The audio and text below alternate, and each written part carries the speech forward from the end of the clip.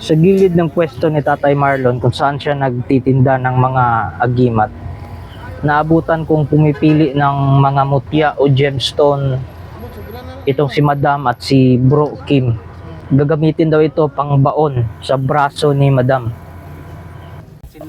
Pagdating namin doon kina Bro Luis, pinaghandaan pa kami ng pagkain. Si Bro Luis yung magbabaon ng mutya kay kusinero, Madam. tingero, manggagamot, kusinero pag yun. 3 in 1 eh. Mutya nga butano sa mutya sa langka. Makita kag hiyas. Kanang hiyas mo nay mga gikuan na adornahan na sa amahan ba. Gibindisa na sa amahan ba nga kaning ikuan kaning inkanto ako na lang gikan na sa amahan nga nabisa na siya. Ako nang hiyas. Mo nay pinakalisod paon nga mga mutya. Sila. Pero kana mga naagi na yung kuan sa sulod, naagi na yung murag gabay sa sulod na sila. Gabay. May naman mga gabay sa buwan, buwan nga paggunit lang limudaan kung taas kag kaalam.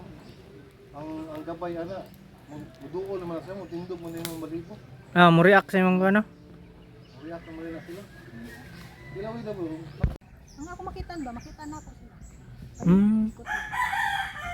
Ikot pagpahantod dangit na sa kasta. Pero maka-communicate sa mga, maka-istorya sa mga. Bakita lang gid nimo. Istorya. Adi mo istorya. Wala man na sila ikuan kasi spirit na. Wala na sila para sa tuwa ba kanang Mga vocal cords na. Hindi na may istorya. Tanaw lang. Mga storya sa isip ba? Ah, mag telepathy. Kilubagay mo sa isip. Ay, akong ginaisip, madungog lagi nila. Oo, ano, okay. Madungog. Sila makadungog sa kuha pero Ang kristal nga mo na ang kristal mo na ikuhaan og enerhiya sa talang mga mutya. Labi na ka ng selenite. Oh, usapod nga na ang tubig ka dapat ana. Ay, mo man ikusukuan nila. Murag charger nila. Sa cellphone ba mo na lang pa. Dila sila mag-charge. Namo day hikay di ay. Ba pansin. Dahil mandali ka bangagan pa ka pero Pagkatapos ng tanghalian mga migs ay namimili na ng mga mutya na ilalagay si Madam sa gabay ni Bro Kim. So pinipili nila yung mutya ng tubig at mutya ng bato. palubong dili ni mga lingin. Yun daw ang tamang term dyan. Hindi daw yan mutya ng apoy. Mutya ng bato daw yan according kay Bro Kim. Pero kanang transparent. So yan, may napili na sila. naroon gamay kaning gamay. 2 mutya ng bato at 1 mutya ng tubig. Ililipat yan sa ibang lalagyan para linisin bago yan ilagay sa loob. Syempre Kasi sunod din na eh. dadaan yan sa sanitation para iwas mga mikrobyo. Ito yung lana na gawa ni Bro Kim. So pangontra yan sa mga kagat ng hayop, pero pwede na yan gawin na panggamot sa sugat. So ready na yung mga gagamitan ni Bro Luis. So pwede nang simulan. Pero bago sila maglagay ng mutya, so binabasbasan muna ni Bro Luis, maghihingi ng pahintulot sa God the Father at syempre para gabayan tayo ng mga Anghel de la Guardia natin sa pagsagawa ng ganitong ritual o pagbaon ng mutya. Syempre kailangan yan eh.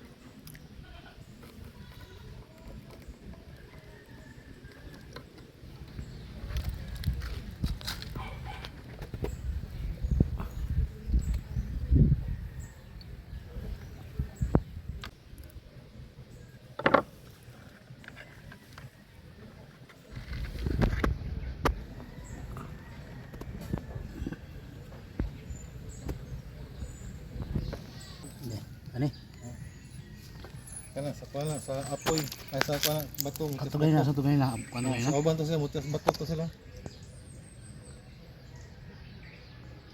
Sa tubig mo na sa sapa pa ano. Sa kuha na siya, kaning hamog. Mutya sa hamog. Kanang moist ganyan. So mga dahon-dahon ang kuha. Sa dahon-dahon. Nanahimo ng bato gani. Ang katong mutya sa tubig mo po sa mga bato-bato. Kuha ko dito sa kuhan sa malita. Tapos busay ba? Aiming ko na. Tutok sa tubig ba? Mapil gina ko tubig. Ligid-ligid. Ito sa tubig. Ganyan. Kuha ko doon kabo. Kalig ang Ginoo. Salamat kalig ko. Gagmay kayo, gagmay. Bato lang nga kalig ko. Murag julin. Bato gihapon. Pero Transparent siya. transparent siya. Ano yung mga mutya sa tubig? Katunay kuhan kapas. Ato na bro no? Pero, true. Ang hari. Sa bato. Mag-iisang klase lang, isa lang. Ang kaning isa, kuhan lang. Kaning mutya sa hamog na lang ng isa. Ayaw na lang ng isa. Kaya mong yapon, mutya sa bato, magyapon ng isa. Sino sila no? Parehas lang. Kaning lang. Oh. Daggan yung mangutana ani sir. Inag-post ani.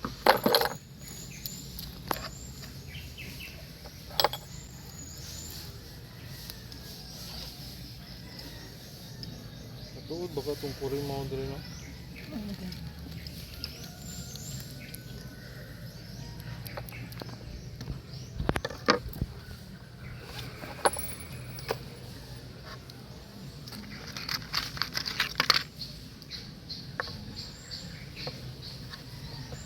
Kuya gyud daw. Tama naman. So ayun, pagkatapos ng session, para lang walang nangyari. Walog siya. Ang lakas ng loob ni ma'am, para lang Kayo? hindi nasugatan eh. Chill na chill lang si ma'am. Tibay. Kung napapansin nyo mga migs na may mga portion tayong ginawang black and white at meron din tayong mga censored or nalagyan ng mga takip yung mga muka, it's because para yun sa pagtugon ng request ni ma'am. Gusto niyang itago ang kanyang privacy at yung naka black and white naman ay kailangan yun na gawin para hindi tayo magkaroon ng violation sa SOCMED.